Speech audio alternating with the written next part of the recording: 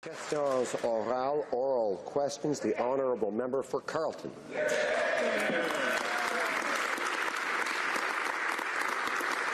Yesterday, the Minister of Innovation said, and I quote, "All transactions under the Investment Canada Act are subject to a national security review. We have followed the process." He was referring to Norset, but that company put out a statement saying, quote, "The minister responsible for the Investment Canada Act has served notice that there will be no order for review under, of the transaction under the Act." Which is it? The Honourable Minister of Economic Development.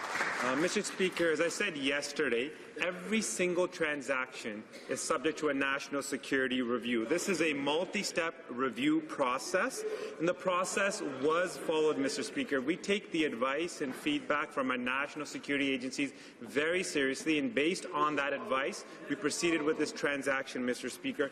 I want to reassure this member and this House that we never, ever will compromise our national security. The Honourable Member for Carleton.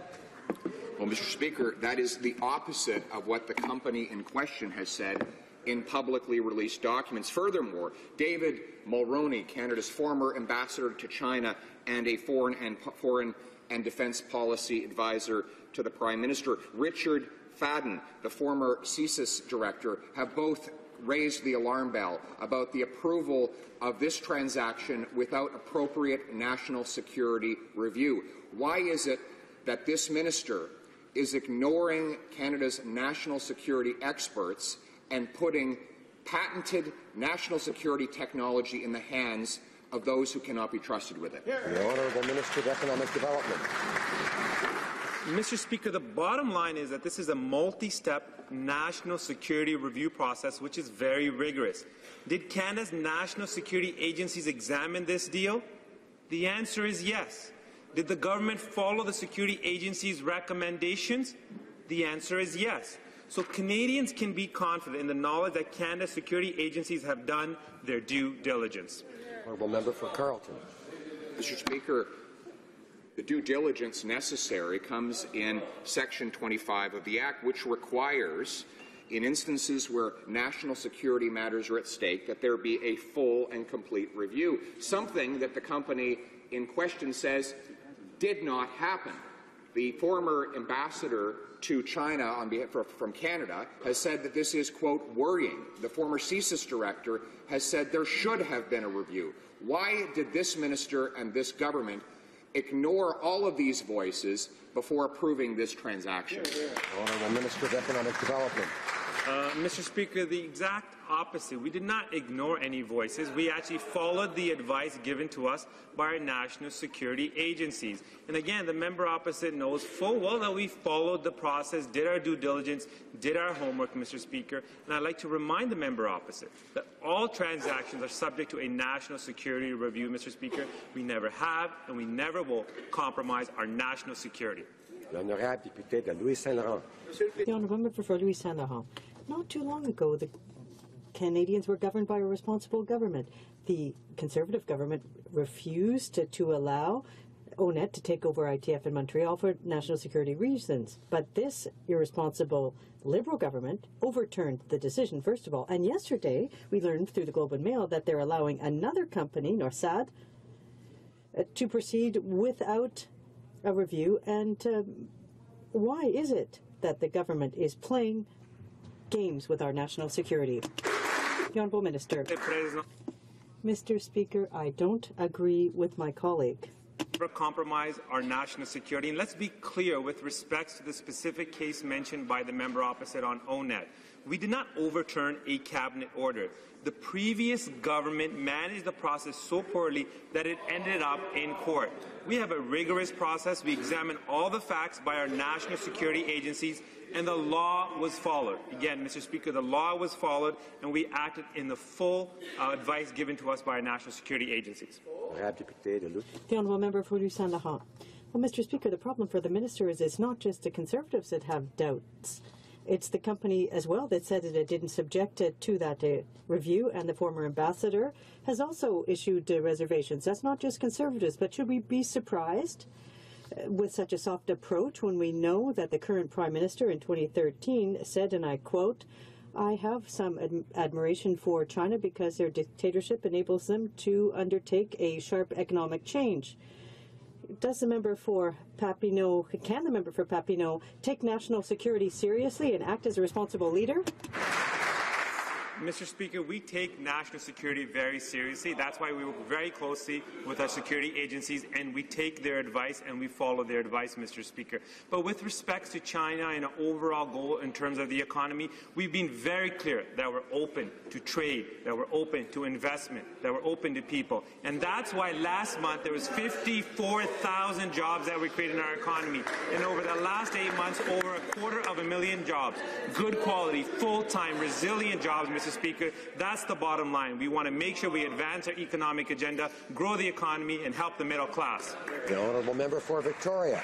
Mr. Speaker, yesterday the Minister of Innovation told Canadians that the government had conducted a national security review, full stop, of the takeover of a Vancouver high-tech company by a Chinese company. However, that's the opposite of the truth. The minister's trying to pretend that there's a difference between, wait for it, a national security review and the national security review process. The minister's playing cynical word games. This is deceptive, but worst of all, he is misleading Canadians. Weren't the Liberals supposed to be better than this? The honourable Minister of Economic Development. Mr. Speaker, again, I want to remind the member opposite what I said yesterday and what I said earlier today in question period. All transactions are subject to a national security review. This is a multi-level process, Mr. Speaker. The process was followed. We did our due diligence. We did our homework. And we took the advice. We followed the advice of our national security agencies, Mr. Speaker. We will make sure that we never, ever compromise our national security, our national interest. And at the same time, Mr. Speaker, we're going to continue to focus on growing the economy, creating jobs, and making sure we bring more investments and more opportunities for Canadians. The honourable member for Saint-Hyacinthe-Bagod. Mr. Speaker, the problem this week is that the Liberals refused to conduct a comprehensive review of national security, not just some steps. Now, instead of explaining why they didn't do this in-depth review, yesterday the minister stood up several times to falsely claim that he had done one. Will the Liberal government take responsibility for having refused to conduct this review?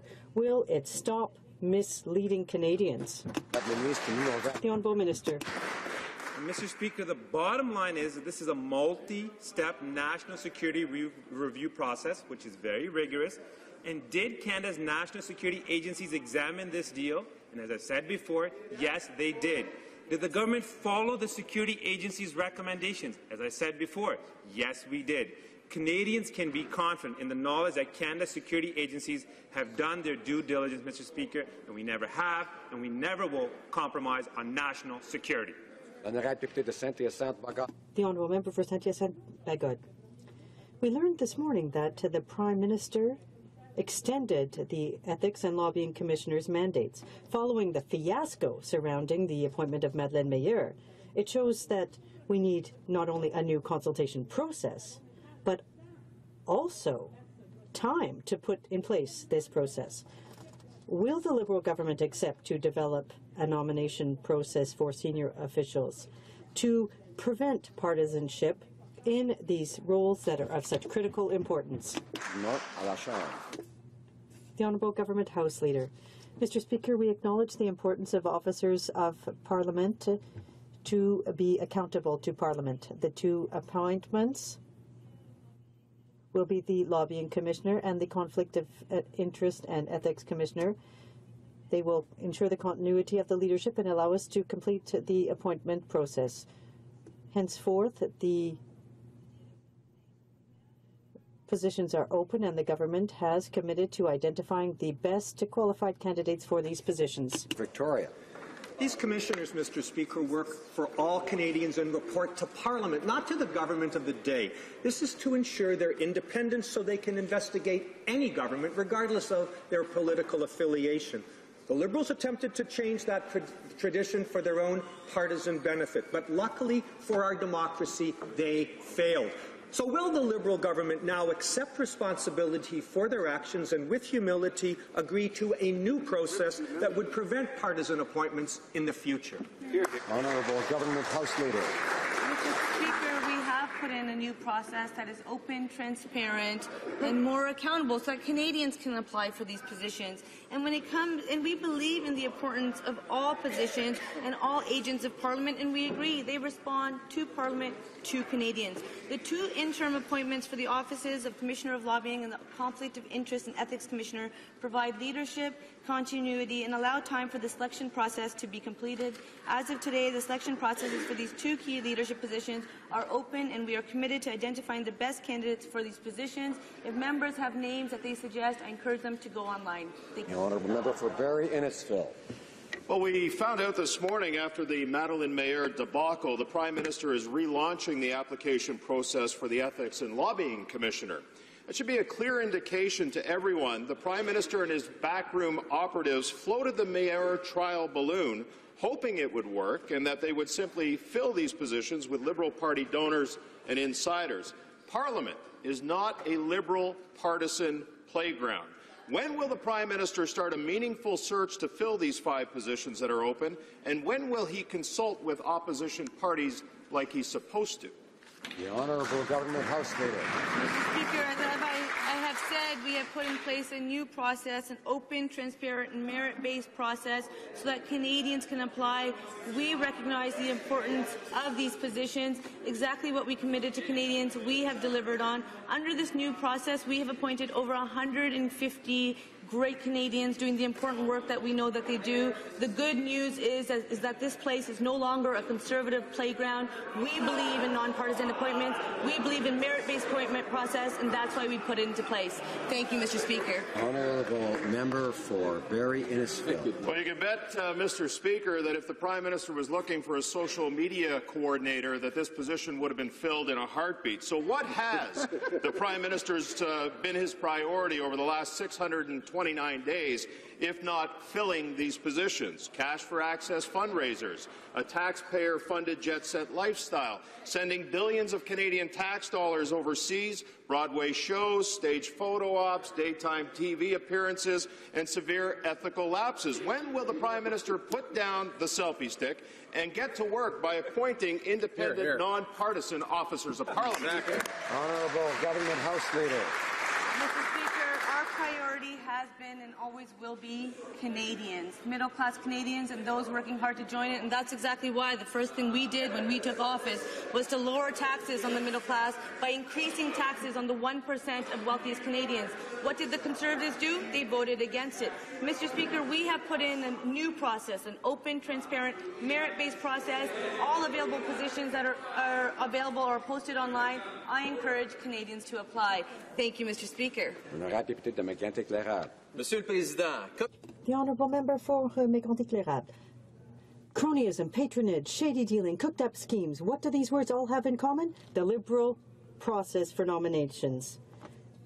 Now, the government is preparing to appoint a new ethics commissioner, a new official languages commissioner. Will the Prime Minister commit to consulting the opposition? Will they put an end, once and for all, to this political horse trading that seems to reserve appointments for donors to the Liberal Party? The Honourable Government House Leader. We recognize the importance of officers of Parliament in being accountable to Parliament. The two interim appointments for the lobbying and conflict of interest commissioners ensure the continuity of leadership and make it possible to complete the selection processes. Henceforth, the processes for these two key positions are open, and the government will be identifying the best candidates for the positions. The honourable member for Beauport-Côte de Beaupré, Île-d'Orléans, Charlevoix. One would have to be naive, Mr. Speaker, to believe that Madeleine Mayer withdrew from the process without being urged to do so by the PMO, and that explains some questionable behaviour by the government for the past 3 weeks. The Liberals now have a second opportunity with the upcoming appointments for ethics and official languages. Will the government ensure the House that the next appointments will not be reserved for candidates who are on the Liberal Party's donor list, and that they will consult leaders of the opposition parties before imposing their choices? The Honourable Government House Leader. Well, thank you, Mr. Speaker. We have put in place a new, open, transparent merit-based process. Our objective is to identify candidates who are highly qualified and to focus on gender equality and to reflect diversity of Canadians. We acknowledge the importance of officers of Parliament in being accountable to Parliament. The two interim appointments for the lobbying and conflict of interest commissioners will ensure continuity of leadership and enable us to complete the selection process. Crowfoot. Mr. Speaker, on Wednesday, the Prime Minister actually said that someone's background shouldn't determine if they are fit to become an officer of Parliament. Well, Mr. Speaker, that's simply wrong. Canadians expect that these positions are filled with people who are competent and independent. No one believes that people giving tens of thousands of dollars to the Liberal Party are independent. Will the Prime Minister learn a lesson here and ensure that the next Ethics Commissioner will not be another partisan Liberal and actually enjoy all party support? Honourable Government House Leader. Speaker, as we have said, we have put in a new process, an open, transparent, merit-based process where Canadians can apply for available positions that are posted online. And I encourage Canadians to apply. When it comes to political background, we encourage Canadians to be part of the political process. We encourage Canadians to be part of the decisions that we make in this place. We need to hear those perspectives, and that's why the Prime Minister said a political background of an individual is not the only thing that should be looked at. We should look at a merit-based appointment process. We should look at the diversity of our country. We should look at bilingualism and so forth. Thank you, Mr. Speaker. The Honourable Member for Battle River Crowfoot. Well, Mr. Speaker, the lesson learned here, hopefully, is that the Prime Minister shouldn't try again to appoint another partisan Liberal commissioner. No one believes that the Liberal House Leader or anyone else over there will actually consider Canadians who apply for these appointments online. How can Canadians believe that the new appointment process that she brags about is not just the Liberals' newfangled attempt to ensure that they get to appoint the partisan Liberal stalwart that they've always wanted? Exactly. The Honourable Government House Leader. Mr. Speaker, I believe the member might be projecting, but when it comes to this government under the leadership of this Prime Minister, we have put in a new process, an open, transparent, merit-based process where available positions are posted online and Canadians can apply. That was part of our commitment and exactly what we delivered. When it comes to our aim, it's always to identify high... Alors, je demande aux députés de me éclairer, aux autres députés d'écouter à la... I would like to urge honourable members to listen to the answer without interrupting. Our aim has always been to identify high-quality candidates who will help to achieve gender parity and truly reflect Canada's diversity. Under our new process, we have made over 150 appointments, of which 60% are women, 13% visible minorities, 10% indigenous. The Honourable Member for Abitibi, Bay James Nunavik. Proposal before us to remove gender and other discrimination from the Indian Act. This is one of the many long injustices faced by Indigenous peoples in Canada. And if you guess that with a self-proclaimed feminist Prime Minister it should be no problem, well, you would be wrong. The Liberal government is arguing that they need more time to consult before acting. I ask the government, Mr. Speaker, is there any other people in this country who need to consult before they can be entitled to their human rights? Because if not, that is racism. Honourable Parliamentary Secretary to the Ministry of Indigenous and Northern Affairs. Thank you, Mr. Speaker, and I thank my colleague for the question today. Fighting discrimination is a priority for our government, and ending sexual discrimination against Indigenous women is a priority as well. We are tackling this on two fronts. The first stage is Bill S3. That bill will take an approach to reform the registration, the membership and citizenship in partnership with Indigenous people. The second step that we've adopted will be to immediately engage in formal consultations with Indigenous groups and those impacted by discriminatory registration. The Honourable Member for Abitibi, Bay James Nunavik. Mr. Speaker, there's talk of taking discrimination out now. Now, we have a self-proclaimed feminist Prime Minister who said his priority is a nation-to-nation relationship. However, the Liberal government has said it needs more time for consultations before taking action on issues as important as fundamental rights, believe it or not, Mr. Speaker. So I will ask again, if any other group in Canada faced this type of discrimination, would they still be consulting? Thank you, Secretary. Thank you, Mr. Speaker. My colleague knows very well that we're committed to ending sexual discrimination against Indigenous women. He also knows, Mr. Speaker, that Bill S3 is necessary to pass in the House of Commons in order to ensure that thousands of people who are currently being denied their rights in Canada will be gaining rights. Mr. Speaker, the government opposite fought Indigenous women on sexual discrimination for years in the courts. Our government, Mr. Speaker, is acting on it. We have withdrawn the appeal submitted by the former government, and we are going to do the right thing. The honourable member for Calgary, Rocky Ridge. Thank you, Mr. Speaker. Well, an investigation by the Information Commissioner revealed an employee of Shared Services Canada deleted 398 pages of email documents after receiving an ATIP request for documents containing the words Liberal Party. It's a serious offence to destroy documents subject to an ATIP request. Will the Liberal Attorney General recuse herself from the decision to prosecute and avoid an obvious conflict of interest? Yes or no? Secretary for Public Services and Procurement. Mr. Speaker, our government, of course, expects our employees to meet the highest level of ethical behaviour and decision-making as set out by the Values and Ethics Code for the public sector. Shared Services Canada took this situation very seriously, immediately launched an investigation, and of course notified the Information Commissioner. And as is usual, this matter has been now referred to the Attorney General. The honourable member for Calgary, Rocky Ridge. Well, this from the former Executive Director of the Liberal Party. We now know that the Shared Services Canada employee who deleted 398 pages of email documents following an ATIP is a Liberal EDA president. The Elections Act requires the Attorney General to recuse herself from all of these types of conflicts of interest. So for the second time, will the Minister recuse herself from this similar conflict and refer this matter directly to the Director of Public Prosecutions? Yes or no? Yes. The Honourable Parliamentary Secretary. Of course, Mr. Speaker, the government has acted according to procedure, as informed the employee, and of course informs all employees of their rights and their obligations as public servants. The matter is being dealt with as any other matter would, and we will await the Attorney General's judgment in this matter. The honourable member for Saskatoon-Grasswood. Thank you, Mr. Speaker. One thing I know we can all agree on is that the protection of our children should be the highest priority for us as members of Parliament and members of society. Yet, this government seems intent on scrapping a provision that allows law enforcement and parents the ability to protect our kids.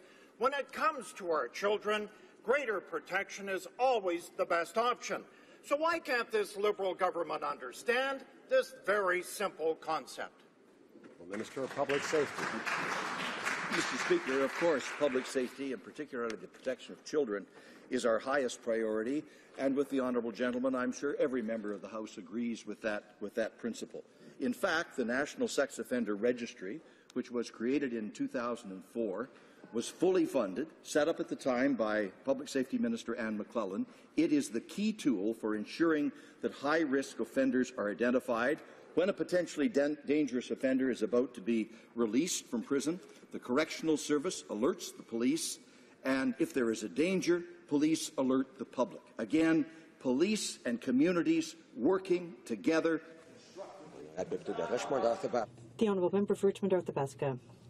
Mr. Speaker, I have 3 children. Many colleagues here have children, and lots of Canadian families are asking the same question we are.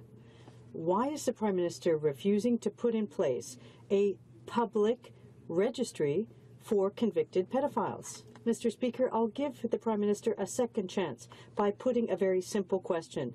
Can he tell us if he will put in place a public sexual predator registry? Yes or no? Public safety.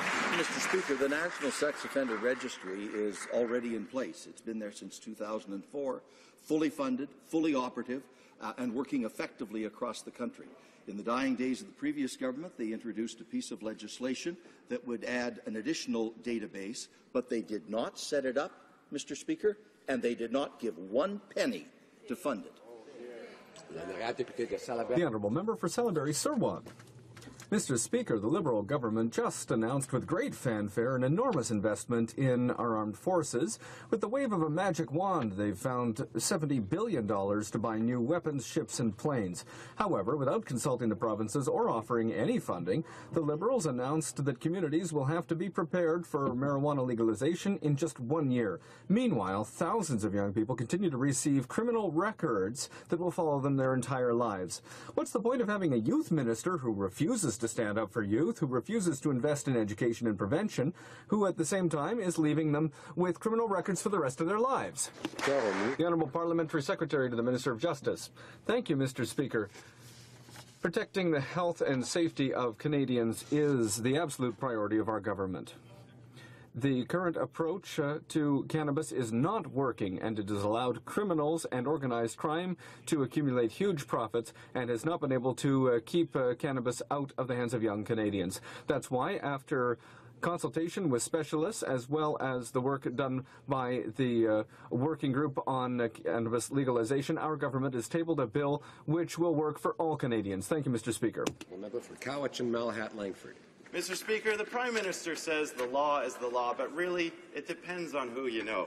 Since the Liberals were elected, more than 15,000 Canadians have received charges for possession of marijuana, even though the Liberals have promised to legalize the substance. These charges disproportionately affect young people in marginalized communities, people of color, Indigenous people, and the poor. If you come from privilege, as the Prime Minister said, you can make the charges, quote, go away. Why are the Liberals continuing the unfair criminalization of some of the most marginalized groups in our society? Hear, hear. The Honourable Parliamentary Secretary to the Minister of Justice. Thank you, Mr. Speaker. I thank my colleague for the question. Protecting the health and safety of Canadians is a top priority for our government. The current approach to cannabis does not work. That's something that my honourable colleague and his party has admitted on numerous occasions, and that's because it has allowed criminals and organized crime to profit, to allow cannabis to remain in the hands of our children. We want to make sure that doesn't happen. That's why, after long and hard work of an independent task force, as well as important debate in this House, we've introduced Bill C-45. We look forward to ongoing debates so that we can keep cannabis out of the hands of our children and out of the profits of our criminal organizations. Thank you. The Honourable Member for Alfred-Belin. Mr. Speaker, in May 2016, the Minister of International Development and La Francophonie launched an ambitious consultation process to renew Canada's international aid policy. During this process, 270 consultations involving 15,000 people were undertaken in 65 countries, including Canada. Can the Minister please update this House concerning the new feminist international aid policy that she unveiled this morning? The Honourable Minister of International Development. Thank you, Mr. Speaker. I would like to first thank my colleague from Alfred-Belin for his question. I was very proud this morning to unveil the new international aid policy, a feminist policy for Canada. Now, all of our partners will need to ensure that they are making concrete contributions to gender equality and to strengthening the power of women and girls. I'm convinced, Mr. Speaker, that our new feminist approach will allow us to reduce poverty and inequality for a more inclusive world, a more peaceful world, and a more prosperous world. Thank you. Member for Lakeland. Mr. Speaker, junior oil and gas companies are disappearing. 17 publicly traded juniors lost in the past 2 years. Meanwhile, multinationals reap the benefits, backing red tape and bad tax hikes like the carbon tax, getting handouts in return. The Liberals claim they support small businesses, but these juniors aren't expected to recover any time soon. Will the Liberals cut the red tape, support small businesses, and finally champion Canadian oil and gas? The Honourable Parliamentary Secretary for Natural Resources. Thank you, Mr. Speaker. Our support for the energy sector reflects a balanced approach that ensures the environment is protected and creates good, well-paying jobs for Canadians. After 10 years of inaction by the former Conservative government, we approved pipelines while at the same time protecting our oceans, putting a price on carbon pollution, and working with Indigenous peoples. Our approach will create tens of thousands of good jobs across the country and position Canada well to enjoy the economic benefit from an expanded energy sector. Thank you. Honourable member for Lakeland. Not an answer, Mr. Speaker. The Calgary Herald says Canada's junior oil and gas sector has, quote, shrunk to a shadow of its former self. The Liberals' red tape, delays and reviews are hitting juniors while they're already down. Investors are fleeing and project costs are skyrocketing because of tax hikes and uncertainty. Despite their talk, the Liberals attack small businesses and entrepreneurs.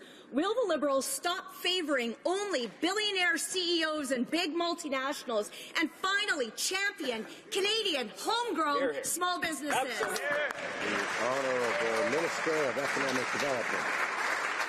Mr. Speaker, we actually are supporting small businesses. We are supporting the entrepreneurs as well. That is why we introduced an innovation and skills agenda. This was part of our latest budget, and the focus is really investing in people and talent, particularly those that run our small businesses, Mr. Speaker. We're also making sure they have the latest technologies to be able to compete not only in Canada but globally as well. We're making sure that these small businesses succeed, have the ability to grow, have the ability to scale up, and create good quality jobs. That's why over the past 8 months, over 250,000 full-time, good quality jobs were created in the Canadian economy, Mr. Speaker.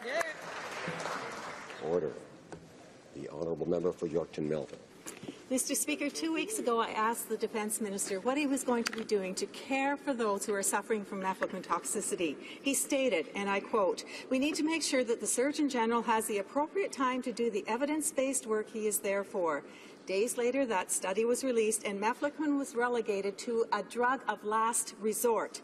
Many of our veterans have testified about suffering life-altering reactions to this drug, and yet the Liberals continue to do nothing. What support is this government going to give to those who were forced to take mefloquine and are suffering the side effects? The Honourable Minister of Veterans Affairs.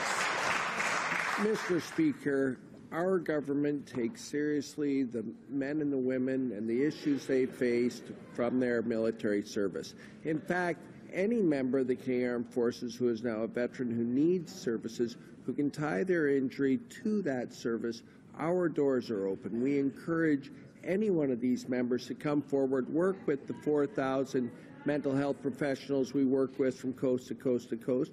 We've expanded access to our military family resource centres, and we're investing in a centre of excellence on PTSD and mental health issues. Our government is delivering for veterans. Honourable Member for Oshawa.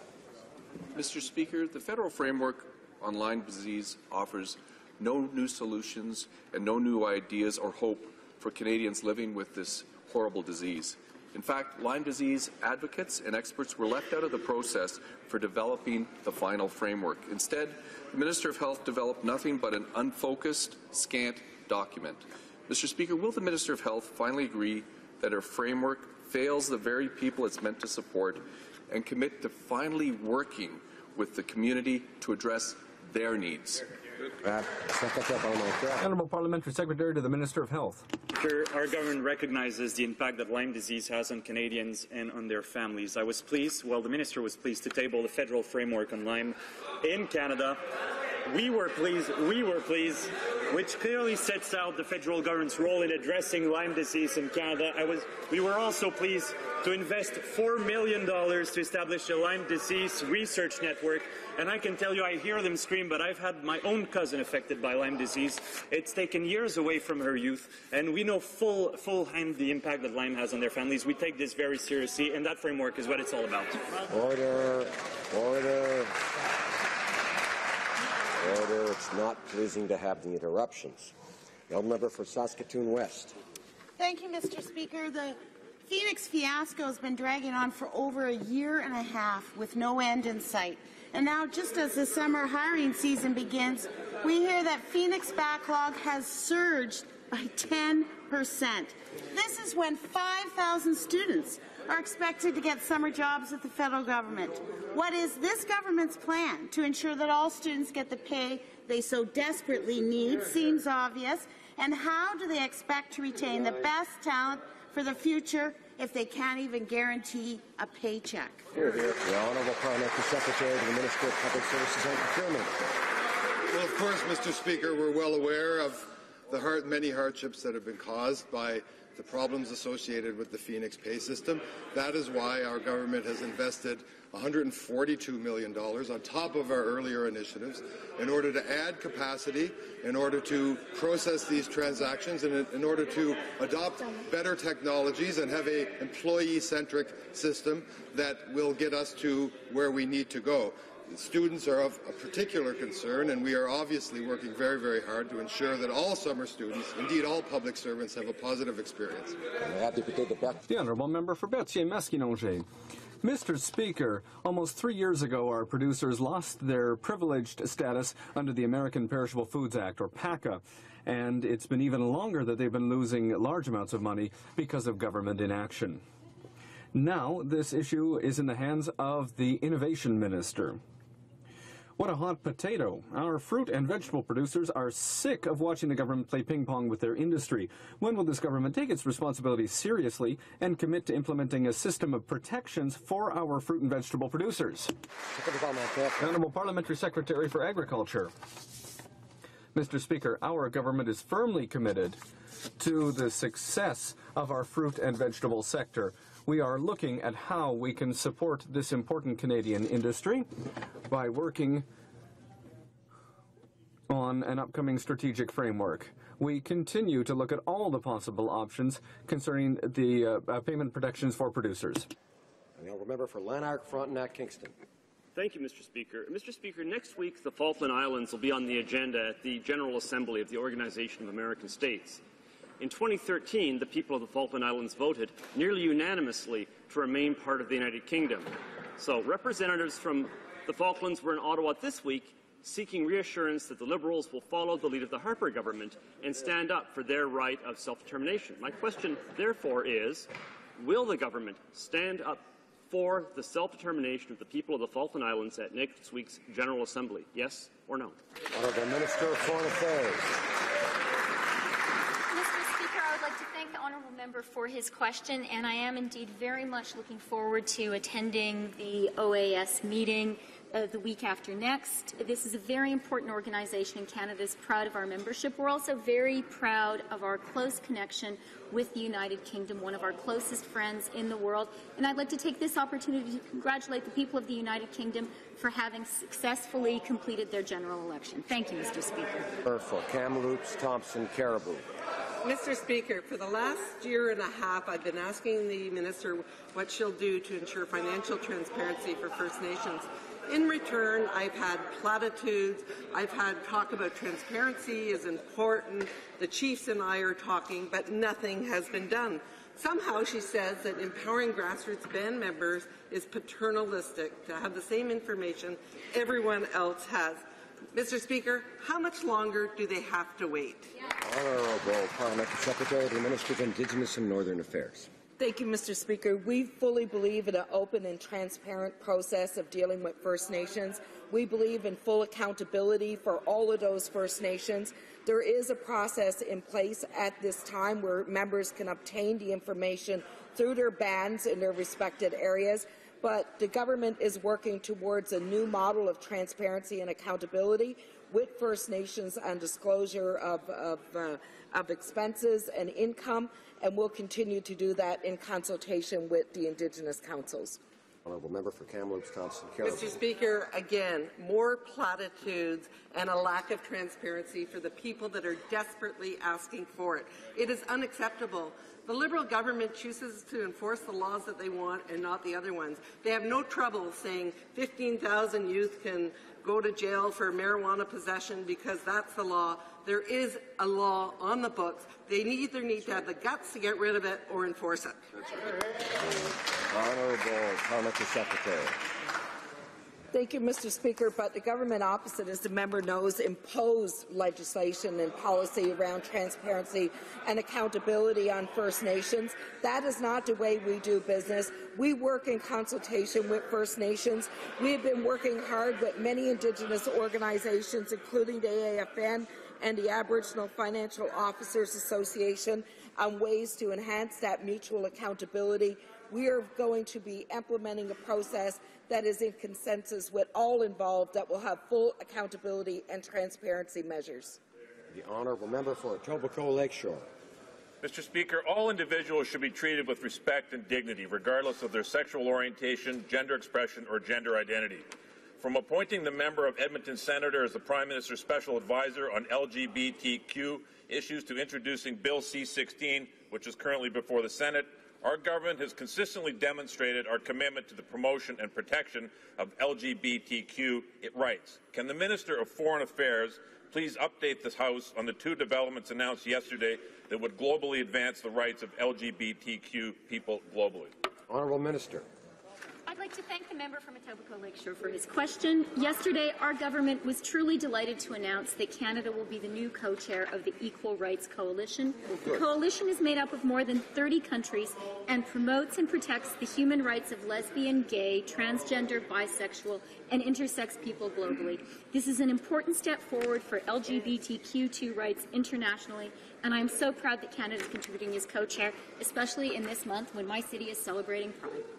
The honourable member for Caribou, Prince George.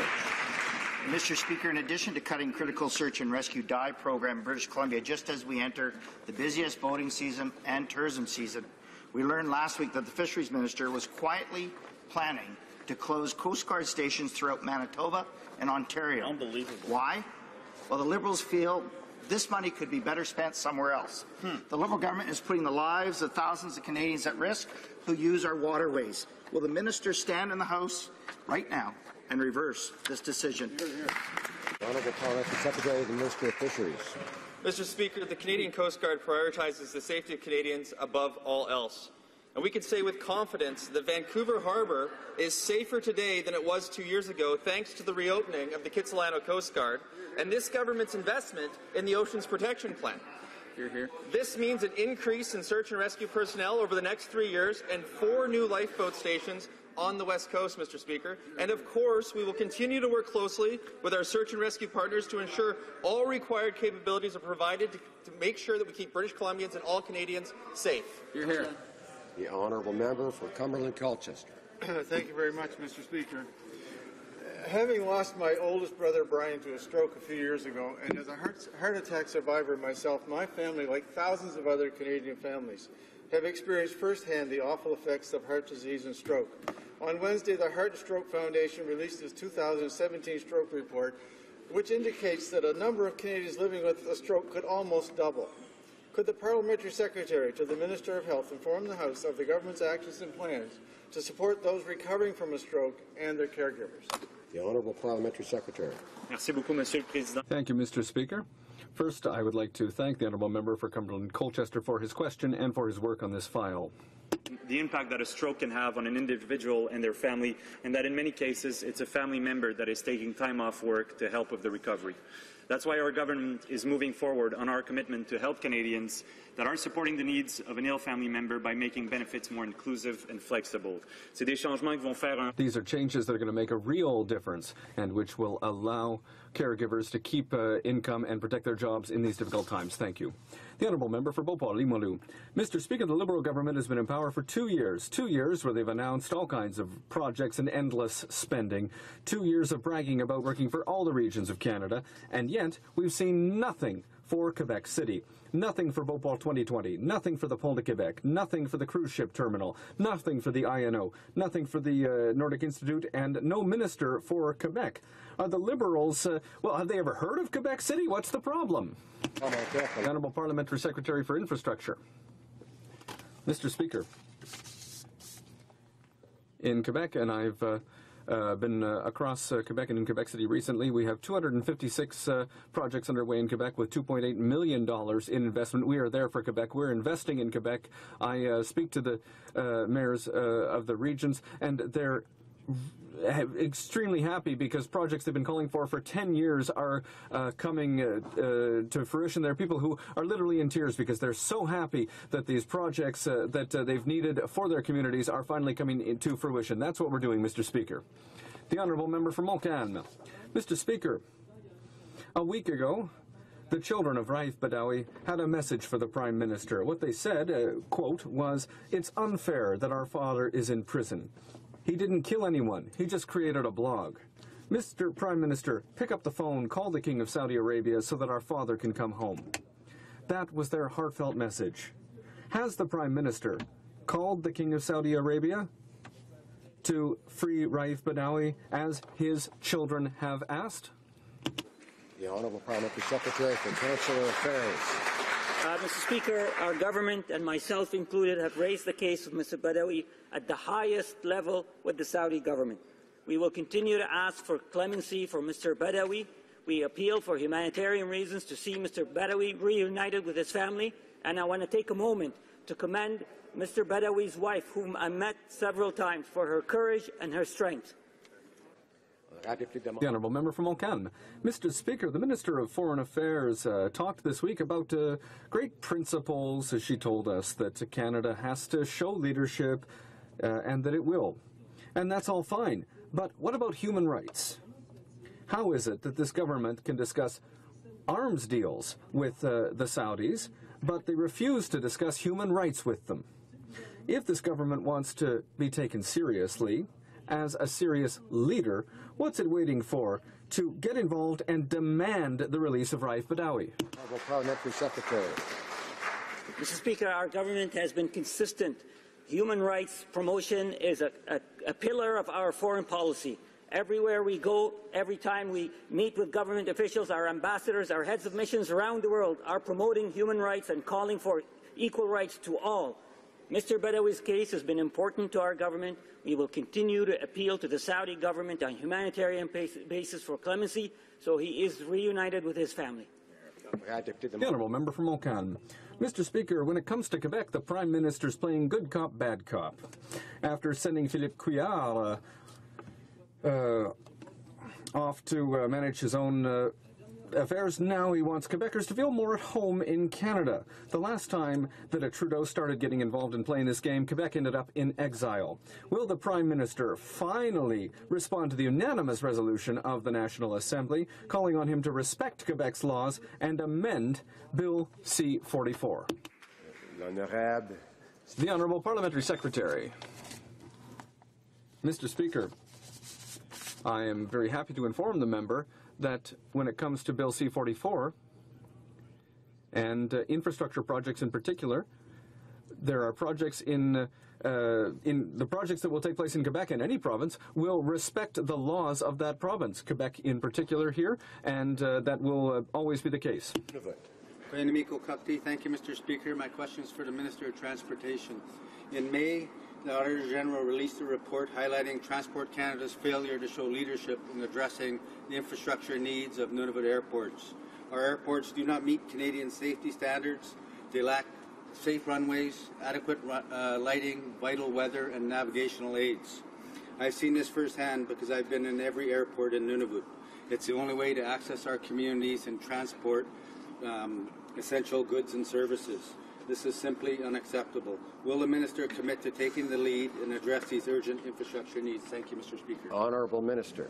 Mr. Speaker, our government recognizes the importance of safe air services in the North, and we welcome the Auditor General's report, and we will be collaborating with the territorial governments as well as northern communities and Indigenous groups in order to identify the priorities with respect to northern transportation. I was up in Iqaluit myself last year to talk specifically about that. And as you know, in the 2017 budget, we did identify a National Trade Corridors Fund, and that will specifically also recognize transportation needs in the north of our country, as well as the $2 billion rural and northern infrastructure